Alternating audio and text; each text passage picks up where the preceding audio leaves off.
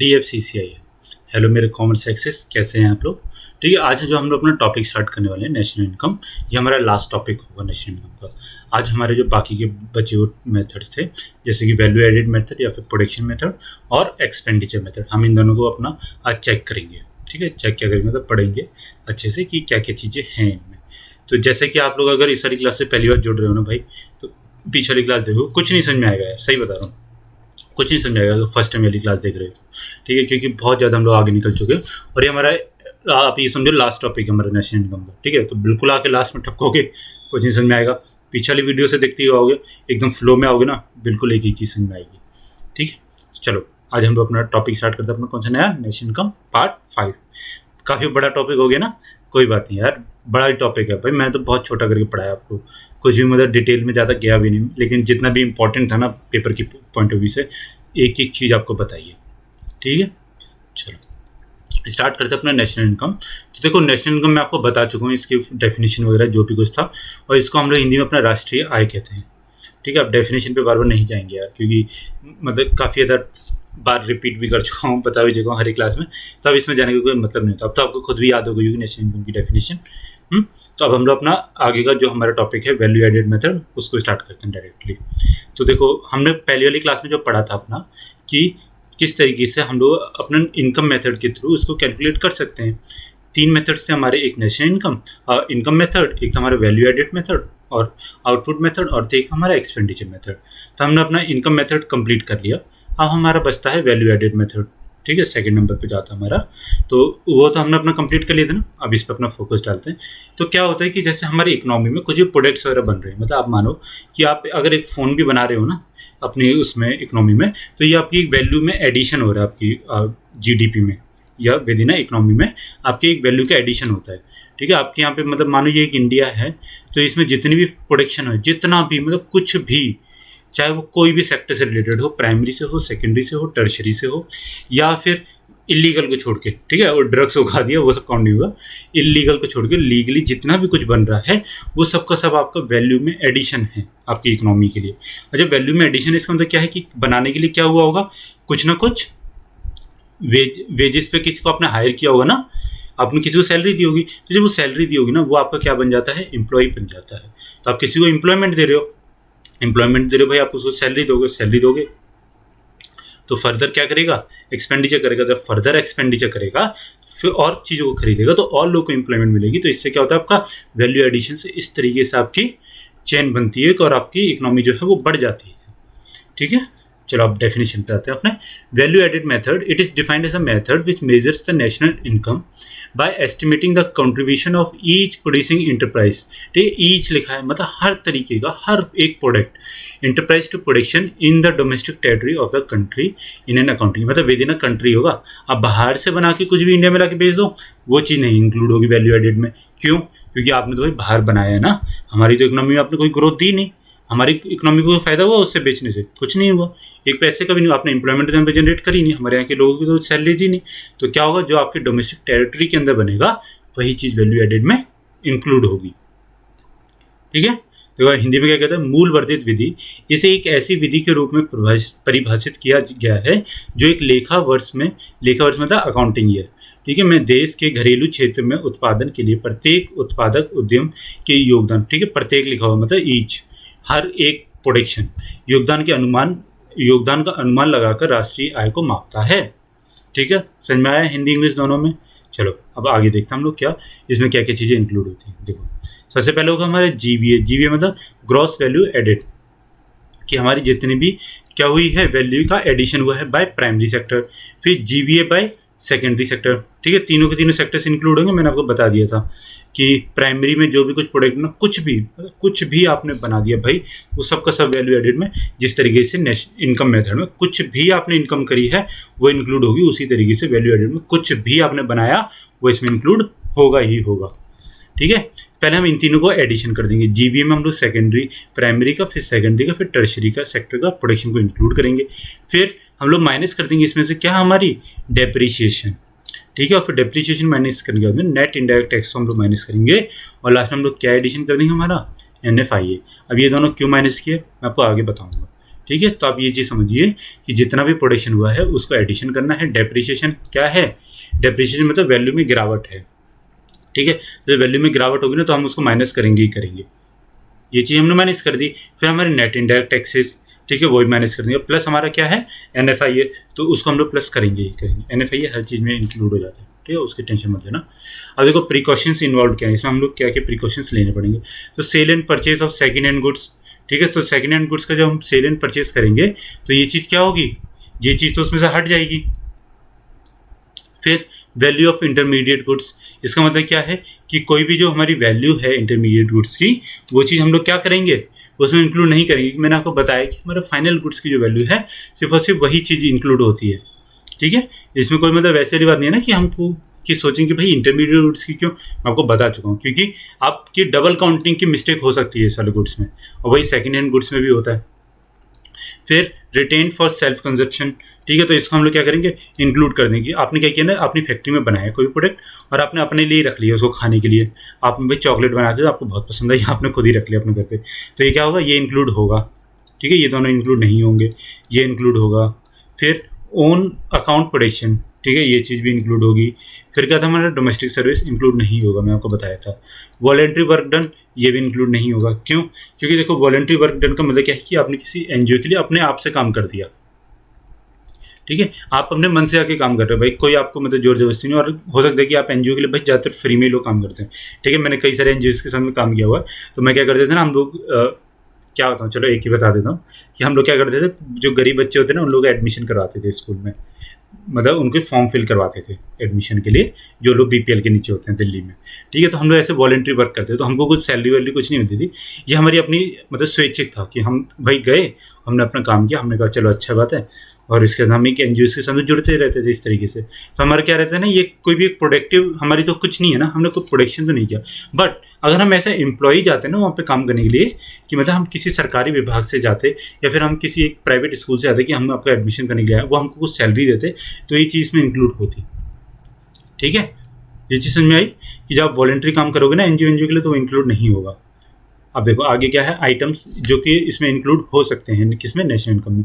Service of free government dispensary, ठीक है। देखो गवर्नमेंट डिस्पेंसरी का मतलब है कि आपके अगर पापा मम्मी किसी सेंट्रल गवर्नमेंट में है तो एक CGHS से एक स्कीम होती है, तो क्या होता है, इसके थ्रू हमको कुछ सर्विस मिलती है, तो इसको क्या करते हैं हम लोग इंक्लूड कर लेते हैं। क्यों? क्योंकि ना इसमें क्या होता है, आपके पहले पैसे कट जाते हैं और फिर उसके बाद आपको सर्विस मिल जाती है, तो यही बात होती है। और ये क्या है कि एक सर्विस का मतलब प्रोडक्टिव ही सर्विस है, क्योंकि आप काम कर रहे हो गवर्नमेंट के लिए, इसलिए गवर्नमेंट आपको दे रही है। अगर आप काम, क्या चीज़ इंक्लूड नहीं होगी कि आपको गवर्नमेंट ने बेरोजगारी भत्ता दे दिया, या फिर गवर्नमेंट ने आपको जो वो थी स्वाभिमान जो निधि है किसानों की, वो दे दी, क्योंकि आपने कुछ काम नहीं किया बट आपको सिर्फ उससे पैसे मिल गए। बट इसमें क्या है, गवर्नमेंट का आप काम कर रहे हो गवर्नमेंट के लिए, ठीक है, और गवर्नमेंट के लिए जब आप काम करोगे तो गवर्नमेंट आपको सर्विस दे रही है, इसका मतलब आपका एम्प्लॉय आपको सर्विस दे रहा है, तो वो चीज़ हमेशा इंक्लूड होती है। फिर mineral wealth of the country extracted bye in the current year, ठीक है, कुछ हमारा कोल वोल निकाला गया तो वो सब कुछ इसमें आएगा। Domestic services paid by paid staff, domestic service by paid staff, ठीक है। कोई भी आप डोमेस्टिक सर्विस किसका, स्टाफ को आपने हायर किया उसको दे रहे हो, मम्मी को नहीं, किसी नौकरों को रखा या फिर किसी अपने सर्वेंट को रखा अपने यहाँ पे। फिर डेप्रिसिएशन इंक्लूड होगा, मैंने बताया ना यहाँ पे माइनस किया था हमने डेप्रिसिएशन को अपने, ठीक है। फिर रेंट पेड बाय टेनेंट, ठीक है, आपने कुछ भी रेंट पे किया तो वो चीज़ में इंक्लूड होगी। फिर own account production of fixed capital, it is a part of financial investment expenditure. आपने कुछ भी मतलब मान लीजिए कि कुछ भी आपने अपने लिए खर्चा वो किया, प्रोडक्शन करा फिक्स्ड कैपिटल का, तो वो चीज़ में इंक्लूड होगी। फिर सेल्फ कंजप्शन आउटपुट, मैंने आपको बताया कि आपने चॉकलेट बनाई और अपने आप ही खा गए, ठीक है। और फिर फाइनल गुड्स तो हमेशा ही इंक्लूड होता है, ठीक है, इंटरमीडिएट गुड्स इंक्लूड नहीं होगा। फिर आइटम्स टू बी एक्सक्लूडेड, मतलब ऐसे आइटम्स जिनको इंक्लूड नहीं किया जा सकता। आप इसका ना एक स्क्रीनशॉट लेके रख लीजिए, ठीक है, इस तरीके से। फिर आइटम्स एक्सक्लूडेड क्या क्या है, receipts from the sale of land. अब देखो सेल ऑफ लैंड हुई तो क्या इसमें कोई भी प्रोडक्शन हुआ? नहीं हुआ भाई, आपने आज ज़मीन खरीदी, कल को बेच दी, उस पर कुछ मुनाफा कमा के, वही आपका क्या है, कैपिटल गेन्स। लेकिन उस पर आपको कुछ भी आपने कुछ कमाया बनाया या फिर ऐसा तो कुछ नहीं हुआ ना कि आपकी GDP जिससे ग्रोथ कर जा बहुत ज़्यादा, ऐसा तो कुछ नहीं हुआ। ज़मीन वहीं की वहीं है आपने, हाँ वो बात अलग है कि आप उसके पे अगर घर बनाते हो तो वो चीज़ अलग हो जाती है, बट आपने ऐसी की ऐसी लैंड को लेके बेच दिया, वो चीज़ इंक्लूड नहीं होगी, ठीक है। फिर क्या था मैंने, mineral wealth of the country extracted in the current year and the past year. Past year में भाई कुछ भी होगा वो नहीं आएगा, ठीक है, ड्यूरिंग द ईयर अगर होता है हमारा तो वही आएगा। फिर increase in price of stocks, मतलब शेयर मार्केट में अगर आप खेलते हो तो आपको पता होगा कि शेयर मार्केट में डे बाय डे क्या होता है, प्राइस घटते बढ़ते रहते हैं। ठीक है, हम भी क्या करते हैं ना, कुछ पैसा लगाते हैं और फिर जैसे प्राइस बढ़ जाते हैं तभी निकाल लेते हैं। ठीक है, ये एक फंडा होता है जो हम लोग करते हैं। तो स्कैम क्या है कि अगर आप शेयर मार्केट में कुछ भी कर रहे हो ना, ये नेशनल इनकम इंक्लूड नहीं। क्यों यार, कुछ प्रोडक्शन तो हुआ ही नहीं, प्रोडक्शन तो होगा ही नहीं। आपने क्या किया, शेयर खरीदे शेयर बेच दिए, क्या हुआ इससे? कुछ हुआ? प्रोडक्शन हुआ? नहीं हुआ। क्या हुआ? सिर्फ और सिर्फ एक ट्रांसफर ऑफ पेमेंट की तरह गया, मतलब आपके अकाउंट में चला गया, उसके अकाउंट में जो कंपनी थी उसके अकाउंट में चला गया, और जब आपने बेच दिया तो कंपनी ने आपको वापस पे कर दिया उस चीज़ को। ठीक है, तो ये चीज़ रहती है। फिर सेल ऑफ शेयर्स, ठीक है, आपने शेयर्स को बेच दिया तो चीज़ नहीं आएगी, क्योंकि ये फाइनेंशियल ट्रांजैक्शन भी है और कोई भी प्रोडक्शन को बढ़ावा नहीं दे रही। फिर purchase of rented house by the tenant, ठीक है, अगर आप रेंट पे करें तो चीज़ इंक्लूड होगी, बट आप परचेज कर ले रहे हो उसी हाउस को तो चीज़ इंक्लूड नहीं होगी। गिफ्ट्स फ्रॉम अब्रॉड, गिफ्ट्स कभी भी इंक्लूड नहीं होते। क्यों? क्योंकि ट्रांसफर ऑफ पेमेंट्स होते हैं। वैल्यू ऑफ इंटरमीडिएट गुड्स कभी भी इंक्लूड नहीं होगा। ठीक है, क्या इंक्लूड होगा हमारा? Final goods. तो ये चीज़ों पे तो आप क्रॉस लगा लो और ये चीज़ों पे आप क्या लगा दो? राइट लगा दो। ठीक है, sale of second hand goods नहीं इंक्लूड होगा, नहीं इंक्लूड होगा। ठीक है, आपने अपना स्कूटर पुराना वाला बेच दिया, वो चीज़ इंक्लूड, अच्छा दिखाई नहीं दे रहा है, तो वो चीज़ इंक्लूड नहीं होगी। ठीक है, ये चीज़ समझ में आ गई? चलो ठीक है, हम लोग आगे चलते हैं। हमारे इसको कैलकुलेट कैसे करते हैं? तो देखो, ये कैलकुलेट क्या है, बहुत ही ईजी सा है कि आप सबसे पहले तो अपना तीनों सेक्टर्स की जितनी भी हमारा वैल्यू एडेड हुआ है, ग्रॉस वैल्यू एडेड, ठीक है, उनको ऐड कर दो। मतलब जितना भी प्रोडक्शन हुआ कुछ मत छोड़ो, सब कुछ ऐड कर डालो इसमें, इलीगल को छोड़ के। ठीक है, ग्रॉस वैल्यू एडेड तो हम किस पे आ जाएंगे? GVA-MP और GDP-MP पे हम लोग अपने आ जाएंगे। ठीक है, जब हम अपने GDP पे आ जाते हैं फिर हम लोग माइनस करेंगे हमारा क्या? डेप्रीशिएशन। जब हम इसमें से GVA में से डेप्रीशिएशन माइनस कर देंगे तो हम लोग ग्रॉस से नेट पे आ जाएंगे, और जब ग्रॉस से नेट पे आएंगे तो हमारा क्या बन जाएगा? NVMP या फिर NDP-MP। प्लस कर देंगे क्या हम लोग? अपना नेट इनडायरेक्ट टैक्स। ठीक है, नेट इनडायरेक्ट टैक्स करते हैं हम लोग किस पे देंगे? हमारे नेट वैल्यू क्या था? Net value added at, FC का मतलब फैक्टर कॉस्ट। ठीक है, MP से हम लोग किसमें देंगे? फैक्टर कॉस्ट पे देंगे हमारे। फिर क्या होता है हमारा? प्लस कर देंगे जब हम लोग इसमें अपना NFIA, तो हम लोग फाइनली किस पे आ जाते हैं? हमारी नेशनल इनकम पे। और नेशनल इनकम क्या होती है हमारी? NNP-FC। ठीक है, देखो GDP तो हमने अपनी निकाल ली थी तीनों को ऐड करके कि हमारी जितना भी प्रोडक्शन ऐड हुआ वो हमारी GDP बन गई, बट नेशनल इनकम तक आने के लिए हमको कुछ घटाना, कुछ बढ़ाना, कुछ घटाना, कुछ बढ़ाना पड़ा। ठीक है, और ये चीज़ आपको पता है, ये चीज़ मैं आपको फर्स्ट क्लास में ही क्लियर करवाई थी, ताकि आप लोग जब मैं नेक्स्ट क्लासेस लेके आऊँ तब तक आप लोग उसको याद कर लो और आपको ये चीज़ बिल्कुल भी कन्फ्यूजिंग ना करे आगे फ्यूचर में जाके। ठीक है, समझ में आई ये चीज़? चलो अब आगे चलते हैं। तो आगे वाला देखो हमारा टॉपिक क्या है? Expenditure method. अभी हमने अपना कौन सा पढ़ा था? हमारा आउटपुट मेथड या फिर वैल्यू एडेड मेथड। हमारा क्या आएगा? Expenditure method. एक्सपेंडिचर मेथड में देखो इसमें बहुत ईजी है। सबसे हार्ड कौन सा था? हमारा इनकम मेथड बताया था लेकिन था नहीं। ठीक है, अब क्या था हमारा? Expenditure method. तो एक्सपेंडिचर मेथड में क्या होता है? तो इनकम मेथड में हमने इनकम से ऐड की थी, वैल्यू एडेड मेथड में हमने जितना भी हमारा प्रोडक्शन हो रहा है उसको ऐड किया था, और एक्सपेंडिचर मेथड में हम लोग क्या ऐड कर देंगे भाई? एक्सपेंडिचर। सीधी सी बात है, जो नाम है वही चीज़ ऐड करेंगे। तो हम जितना भी एक्सपेंडिचर है हमारी इकोनॉमी में, जितना भी हमने किया है उसको क्या कर देंगे हम लोग? जब हम ऐड कर देंगे तो हमारा क्या कहलाएगा? Expenditure method. ठीक है, चलो आगे। It is a method which measures the final expenditure on GDP at MP during an accounting year. इतना ईजी सी बात है। व्यय विधि यह एक ऐसी विधि है जो एक लेखा वर्ष के दौरान बाजार मूल्य पर सकल घरेलू उत्पाद पर अंतिम व्यय को मापती है। कि मतलब आपने फाइनल एक्सपेंडिचर कितना किया, वो भाई आप जितना एक्सपेंडिचर करोगे उतना ही तो खरीदोगे ना। आपने जितना खरीदा उतना ही अपना एक्सपेंडिचर किया, तो इससे क्या पता लगता है हमको कि कितना प्रोडक्ट बना होगा? उससे मोटा मोटी अंदाजा लग जाता है कि आपने, अगर मान लो आपके पूरी इकोनॉमी में जितने भी लोग हैं वो सब मिला के 1 लाख रुपए खर्च करते हैं किसी पूरे के पूरे अपने एक साल में, तो आप यही कहोगे ना कि हमारे 1 लाख का प्रोडक्ट बना था तभी तो 1 लाख खर्च हुआ। ऐसा थोड़ी कि जाकर लोगों ने उड़ा दिया कि भाई आप 1000 की चीज़ हमें 3000 में दो, हमें 4000 में दो, बोली लगने लगी। ऐसा नहीं होगा ना। ठीक है, तो इसमें क्या होता है ना कि जितना हम खर्चा करते हैं हमारे यहाँ पे इतना ही प्रोडक्ट बना हुआ होता है। ठीक है, ये चीज़ समझ में। चलो आगे देखते हैं। तो क्या होता है एक्सपेंडिचर मेथड में हम लोग इसको हमारे वाई को नेशनल इनकम लेते हैं, वाई को हमेशा इनकम ही लेते हैं इकोनॉमिक्स में। ठीक है, सी को हम लोग क्या लेते हैं? ये देखो ये एक फॉर्मूला है, इसको नोट डाउन कर लीजिए, और ये सिर्फ और सिर्फ एक्सपेंडिचर मेथड का ही है। तो Y equals to C plus I plus G plus X minus M। X मतलब एक्सपोर्ट, M मतलब इम्पोर्ट। ठीक है, ये हमेशा आप याद रखना। इकोनॉमिक्स में X मतलब एक्सपोर्ट होता है। अब याद नहीं हो रहा ना, तो देखो X अब नाम ही इनका ऐसे दिया गया, मैं क्या करूँ? देखो एक्सपोर्ट में, क्योंकि इसमें एक्सपोर्ट में X आता है ना यहाँ पे, ये देखो ये एक्स है ना, इसलिए इसको एक्सपोर्ट कहा गया है, और इम्पोर्ट में एम आता है इसलिए इसको एम दिया गया। ये कोई शॉर्टकट आउटकट नहीं है, रियल में यही चीज़ है, इसीलिए इसको नाम ही ऐसा दिया गया है। ठीक है, अब देखो सी में क्या है हमारा, सी में क्या था हमारा प्राइवेट फाइनल कंजप्शन। देखो सी से क्या था हमारा कंजप्शन। ठीक है, तो यहाँ पे सबसे पहले कंजप्शन की, जो हमने आम जो लोग होते हैं भाई, हम जैसे लोग जो सरकार से नहीं जुड़े हुए गरीब लोग हैं, ठीक है, आम लोग जो हैं, तो ये लोग किस में आते हैं हमारे प्राइवेट फाइनल कंजप्शन में आया। फिर उसके बाद में क्या आता है हमारा, उसके बाद में आता है हमारा क्या कि फाइनल इन्वेस्टमेंट किया आपने, मतलब कि आपने कहीं पे खर्चा करके बिल्डिंग बनवा दी, अपनी लैंड खरीद ली, लैंड खरीदा नहीं सॉरी, आपने अपनी बिल्डिंग बनवा दी। ठीक है, उसमें मशीन्स ले आए फैक्ट्री सेटअप करने के लिए, अपने ऊपर आपने सोलर पैनल्स लगवा दिए, पंखे लगवा दिए, तो ये सब किस में आ गया आपका कैपिटल इन्फॉर्मेशन है ये, इस तरीके से आपने इन्वेस्टमेंट कर दिया। ठीक है, अपनी फैक्ट्री में, तो वो चीज़ में इंक्लूड हो जाएगी। और फिर क्या आता है हमारा जी का मतलब क्या आता है हमारा गवर्नमेंट एक्सपेंडिचर, कि हमारे गवर्नमेंट ने जितना भी एक्सपेंडिचर किया है, क्योंकि देखो गवर्नमेंट अगर किसी भी चीज़ पे खर्चा करी ना, गवर्नमेंट अपने पे स्ट्रीट लाइट भी लगवा रही है, तो वो कहीं ना कहीं से खरीद रही है, और जब वो खरीदेगी ना विद इन इंडिया, तो इसका मतलब क्या है कि वो कहीं फैक्ट्री में बनी होगी, फैक्ट्री में जब बनेगी तो किसी न किसी को उसने इंप्लॉयमेंट दी होगी। इंप्लॉयमेंट देने का मतलब वही वाली साइकिल बड़ी वाली, सैलरी मिलेगी, खर्चा करेगा, फिर खर्चा करेगा, फिर किसी और को सैलरी मिलेगी, फिर वो खर्चा करेगा, एक साइकिल चलती रहेगी। ठीक है, तो ये है। फिर क्या आता है हमारा नेट एक्सपोर्ट्स, तो नेट एक्सपोर्ट्स में क्या आएगा हमारा एक्सपोर्ट माइनस इम्पोर्ट। ठीक है, इस चीज़ को लिख लीजिए या फिर स्क्रीनशॉट ले लीजिए अच्छे से, और क्योंकि बहुत ज़्यादा इंपॉर्टेंट चीज़ है। ठीक है, समझ में आया कि हमारे नेशनल इनकम में क्या क्या इंक्लूड होता है एक्सपेंडिचर मेथड में, हमारे जितना भी खर्चा है वो सब इंक्लूड है। मतलब national income equals to private जो खर्चा करा, हमने इन्वेस्टमेंट जो करा खर्चा करा वो, और हम लोग हमारी गवर्नमेंट कितना खर्चा करी, हमारे नेट एक्सपोर्ट्स आ जाएगा इसमें।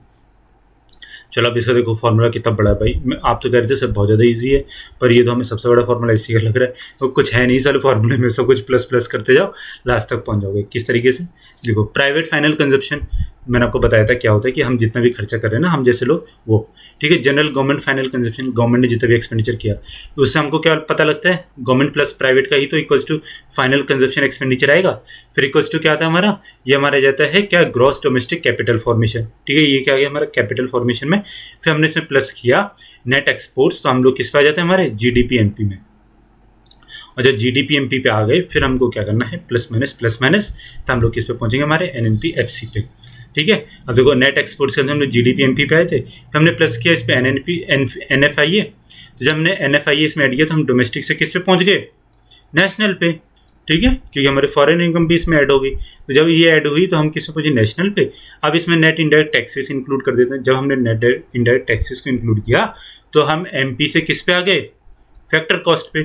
फिर हमने माइनस अपनी डेप्रिसिएशन कर दी, और जब माइनस डेप्रिसिएशन की तो हम ग्रॉस से किस पे आ गए, नेट पे। और एनएनपी एफसी ही इक्वल्स टू क्या होती है हमारी, नेशनल इनकम होती है।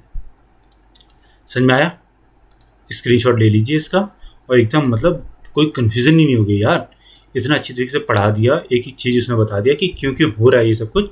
तो आप बस ये चीज़ रखिए, इसका स्क्रीनशॉट लेके रखिए अपने पास में, और अच्छे से याद रखिए चीज़ों को।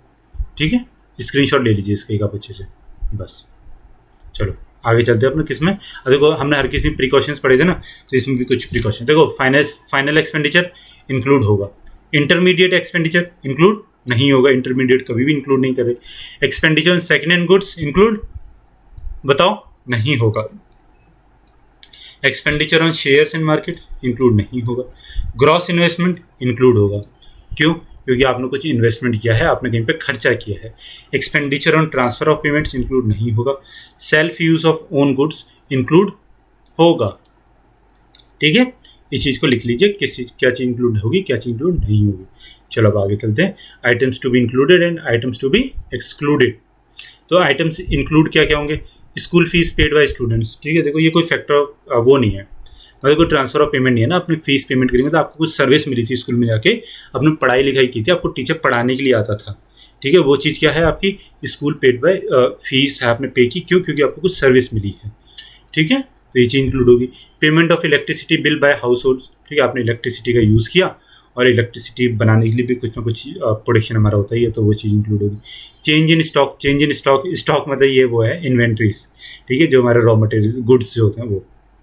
फिर उसका मतलब क्या है, जब चेंज होगा ना तभी इंक्लूड होगा। देखो जब फिक्स्ड होगा ना, मतलब कि आपके पास में इन्वेंट्रीज है अगर, तो वो चीज़ इंक्लूड नहीं होगी। क्यों, क्योंकि इन्वेंट्री क्या है, एक रखी हुई एक चीज़ है, वहीं पे स्टॉक है। स्टॉक एक मतलब चेंज इन स्टॉक मतलब कि खरीद बढ़ोत होती जा रही है, मतलब कि कुछ ना कुछ खरीदा गया है, उसमें से कुछ बढ़ा है कुछ घटा है, तो वो चीज़ इंक्लूड होगी। इन्वेंट्री क्या है, हमारे एक स्टॉक है मतलब परमानेंट है, तो ये चीज़ इंक्लूड नहीं होगी। फिर गवर्नमेंट एक्सपेंडिचर ऑन डिफेंस, ठीक है, इंक्लूड होगा। फिर payment of bus fare by traveller include होगा, भाई आप सर्विस ले रहे हो ना बस की। Expenses of foreign visitors in India, भाई ये तो इंक्लूड होगा ही होगा। फॉरेनर से कोई आया, वो यहाँ पे आके कुछ भी सामान खरीद रहा है, जब सामान खरीदेगा तो फिर वही वाली अपनी साइकिल, आप देखो सामान खरीदने से मतलब यही है कि आप उस वाली साइकिल को याद कर लो, ठीक है। चलो आगे, expenditure on road construction include होगा। Expenditure on providing meals to beggars, ठीक है, ये भी इंक्लूड होगा। फिर government expenditure in street lighting, क्योंकि स्ट्रीट लाइटिंग अगर आपने लगाई, इसका मतलब क्या है कि आपने किसी फैक्ट्री से स्ट्रीट लाइट्स खरीदी हैं, और जब आप किसी फैक्ट्री से स्ट्रीट लाइट खरीदोगे तो कहीं ना कहीं बन भी तो रही होंगी, वो इनकम भी तो दे रही होगी ना, कहीं ना कहीं तो प्रोडक्शन हो ही रहा होगा, ठीक है। Expenditure and improvement of fixed capital asset include नहीं होगा, ये चीज़ इंक्लूड नहीं होंगी। Expenditure and improvement of fixed capital assets, ठीक है। शेयर्स ऑफ कंपनी पे अगर आपने कर दिया, स्कॉलरशिप पे नहीं होगा, क्यों, क्योंकि ट्रांसफर ऑफ पेमेंट है। Expenditure on purchase of an old home, ये इंक्लूड नहीं होगा, क्यों, क्योंकि ये कोई ओल्ड होम खरीद रहे हो, कोई फैक्ट्री नहीं खरीद रहे कुछ भी बनाने के लिए, ठीक है। ओल्ड होम में कौन लोग आएंगे, हमारे जो बुजुर्ग लोग हैं, जो ज़्यादातर कुछ कर नहीं पाते, वो लोग ही आएंगे, ठीक है। Expenditure on marriage of a daughter, ठीक है। देखो भाई शादी में खर्चा किया हुआ कहीं पे भी कोई प्रोडक्टिव नहीं है, आपको लगता है कि भाई बहुत प्रोडक्टिव है, लेकिन कोई प्रोडक्शन नहीं है उसमें, कोई क्या होता क्या भाई शादी के खर्चे, बताओ। आप पैसे ही तो वही खर्च कर रहे हो उस पर ज़्यादा से ज़्यादा, ठीक है। गरीब लोग फंस जाते हैं बेचारे, अमीर लोग अपना खर्चा करते हैं, कोई बात नहीं, चलिए बड़ी चीज़ है, बट ये चीज़ है, ठीक है। Expenditure on marriage of a daughter पर फायदा, ये चीज़ इंक्लूड नहीं होगी। Payment of loan instalment taken for marriage, ठीक है, ये भी इंक्लूड नहीं होगा, क्योंकि ये कुछ भी नेशनल इनकम को अफेक्ट नहीं करती। फिर पेमेंट ऑफ पॉकेट मनी, देखो पॉकेट मनी ना किसी भी तरीके का कोई रिलेशन नहीं बनाती, ठीक है। ये एक मतलब सोशल कॉज है, तो मतलब क्या कहते हैं, रिलेशनशिप मतलब प्यार मोहब्बत में दिया जाता है, अफेक्शन में, तो इसके लिए कभी भी नेशनल इनकम इंक्लूड नहीं होती। फिर एक्सपेंडिचर अर्थक्वेक फ्लड विक्टिम्स, क्यों, क्योंकि एक ट्रांसफर ऑफ पेमेंट है, ठीक है। समझ में आई भाई आपको चीज़ें, आप इसका स्क्रीनशॉट ले लीजिए अच्छे से। 1 मिनट के लिए हट जाता हूँ, फिर आ जाऊँगा, या फिर प्रॉब्लम नहीं है तो चलो कोई बात नहीं, आप नीचे लिख लेना उसमें, ठीक है। चलो अब हम लोग अपने लास्ट टॉपिक देखते हैं, नेशनल इनकम का। तो देखो क्या होता है, हम कई बार पढ़ते हैं कि हमारी national income at constant price at current price होती है, तो अब हम लोग देखते हैं हमारी क्या क्या चीज़ कैसे है। तो इन दोनों मतलब मुझे लगा कि ये चीज़ पढ़ानी चाहिए, पेपर के लिए पॉइंट ऑफ व्यू से इंपॉर्टेंट है, तो ये हमने अपना लास्ट में इंक्लूड किया। अब क्या है national income at constant price, national income at current price, देखो दोनों में कंपेरेटिव पड़ेंगे difference. It is the value of current output at base year price, ठीक है। बेस ईयर के प्राइस में मतलब कुछ एक बेस ईयर लिया जाएगा, उसके बेसिस पे ही इसको किया जाएगा। मतलब अभी हमारा बेस ईयर शायद 2018 चल रहा है, मैं भूल गया, बट आप लोग एक बार चेक करना इसमें कि इसका बेस ईयर क्या है, ठीक है। फिर national income at current price में क्या आता है, it is the value of current output at current year prices, ठीक है। इसको करंट ईयर पे ले लेते, इसका कोई बेस ईयर नहीं लेते, तो बेस ईयर नहीं लेते तो हम भाई कैसे पता लगाएंगे कि हमारे अंदर प्रोडक्शन हुआ है कि नहीं हुआ। आप एक चीज़ बताइए ना, आप कभी यही देखते हो ना कि मेरे पिछले साल इतने नंबर आए थे, मेरे इस साल इतने नंबर आए, इसका मतलब मैं कहीं ना कहीं इंप्रूवमेंट कर रहा हूँ। वहीं पे अगर आप बेस ईयर ही नहीं लोगे तो आप कैसे इंप्रूवमेंट का पता कैसे लगाओगे अपनी जीडीपी में कि हमारी जीडीपी में ग्रोथ भी हुई है, ठीक है। तो ये क्या होता है हमारा national income at constant price, तो इसके लिए हम बेस ईयर लेते हैं। It is also called the real national income, ठीक है, इसको रियल नेशनल इनकम कहते हैं, क्यों, क्योंकि ये बेस ईयर को लेता है। It is also called nominal national income, paper में आ जाए नॉमिनल नेशनल इनकम कौन सी है तो क्या बोलोगे, कांस्टेंट प्राइस, नहीं sir, eight current price. It can increase only when output of goods and services rise in the current year, ठीक है। जब करंट ईयर में कुछ भी बढ़ेगा तभी इंक्रीज होगा, वरना इंक्रीज नहीं होगा, क्यों, क्योंकि आपके अगर आप बेस ईयर से कुछ भी इंक्रीज नहीं करोगे तो आपके नेशनल इनकम में या फिर आपके जीडीपी में ग्रोथ आएगा कहाँ से, ठीक है। It can rise either when output of goods और सर्विस राइज और व्हेन करंट प्राइसेस राइज, ठीक है, तो ये चीज़ में होती है। फिर it is reliable index of economic growth, ठीक है। यही चीज़ को हम लोग हमेशा देख के चलते हैं, हमारी national income at constant price से ही कैलकुलेट होती हैं, national income at current price से इंक्लूड नहीं किया जाता। More national income at constant price implies more economic growth, अगर हम किसी भी कांस्टेंट प्राइस पे नेशनल इनकम को बढ़त देख रहे हैं, इसका मतलब ये है कि हमारी ग्रोथ जो है वो हायर है, ठीक है। वहीं पर जो हमारे करंट प्राइसेस में ना, तो इसमें कुछ भी भाई रिलेशनशिप तो बना ही नहीं आपका, ठीक है, क्योंकि मैंने आपको बता दी क्यों नहीं बनता, क्योंकि हमारा बेस ईयर कुछ है और उसके बेसिस पे हम लोग क्या करते हैं, उसके जब हमारा बेस ईयर ही नहीं है तो हम बेसिस करेंगे किससे, ठीक है। तो ये चीज़ इसलिए इतना ज़्यादा रिलायबल नहीं है मार्केट में।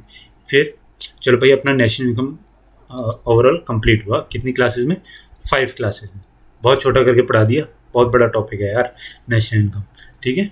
चलो, अगर आप हमारे चैनल पर नए हो ना भाई तो सब्सक्राइब कीजिए, बिना सब्सक्राइब करे वीडियो मत देखिए, ठीक है, ये जुर्म है हमारे यहाँ पे तो मजाक कर रहा हूँ। आप हमारे चैनल को सब्सक्राइब कीजिए, ठीक है। अगर आपको वीडियोस हमारी अच्छी लगती है ना तो प्लीज़ इसको लाइक कीजिए और शेयर कीजिए, और दूसरों को बताइए किस तरीके से हम कॉमर्स एक्सेस वाले अपना एक फ्री बैच लॉन्च किए हैं और सबको एक एक टॉपिक को डीप में जाके कवर कर रहे हैं, ठीक है। अगर आपको मतलब इस टॉपिक के लिए पढ़ना है तो इस टॉपिक के लिए पढ़िए, वरना अगर आपको इकोनॉमिक्स ऐसा सब्जेक्ट पढ़ना है ना तो उसके लिए पढ़िए। मैंने एकदम बेसिक से स्टार्ट किया इस चीज़ को, ठीक है। चलो मिलते हैं अगली नेक्स्ट वीडियोज़ में। Okay, thank you so much.